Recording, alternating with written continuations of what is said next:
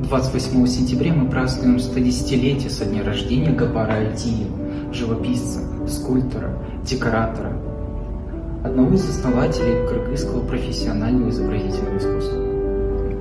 Масштаб личности и таланта Гапара Альтиева задали высокую планку и стали своего рода образцом подражания для молодого поколения художников.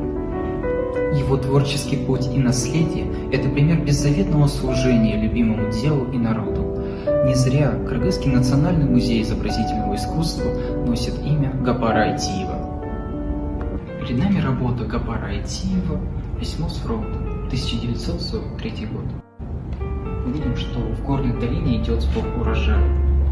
В тени облаков отдыхают два акцикала, старушка. Молодая невестка читает письмо с фронта от мужа, сына. И обратите внимание на ее лицо. Оно спокойное, нет ярких эмоций, так же, как и у слушателей. Они слушают о том, что пишет их сын.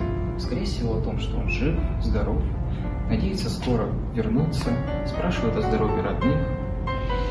В этом и заключается особенность данной работы. Автор хочет показать спокойствие, с которым переносил тяготы трудовой народ, тыловой народ. Ведь после прочтения письма они вновь вернутся к работе, поскольку урожай должен быть собран, потому что все для фронта, все для победы.